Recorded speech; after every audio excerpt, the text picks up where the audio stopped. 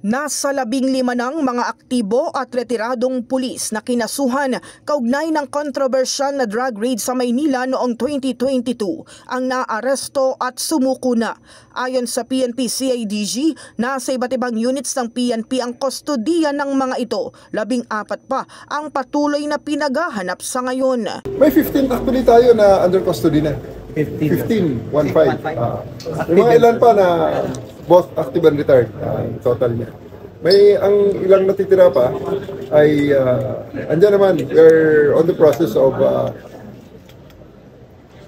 taking them into custody. Nagpapahiwatig na rin daw ang iba sa mga sangkot na susuko sa pulisya, kaya tuloy-tuloy ang negosasyon sa kanila. May mga nagpapahiwatig na mag-surrender in the next few days. Samantala sa dalawang general na dawit din sa kaso, sinabi ni Torre na posibleng nag-iisip-isip pa sila pero kumpiyansa siyang susuko din ang mga ito. I believe na they'll come into their senses and just surrender to the court. Pero nag-iisip pa.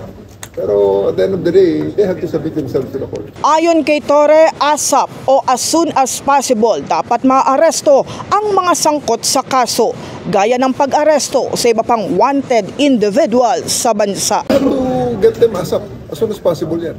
Commitment namin yan, talagang we have to get them as soon as possible, together with the other wanted persons. In the heart of changing lives, ito si Brigada Kath Austria ng 105.1 Brigada News sa Manila, the Music and News Authority.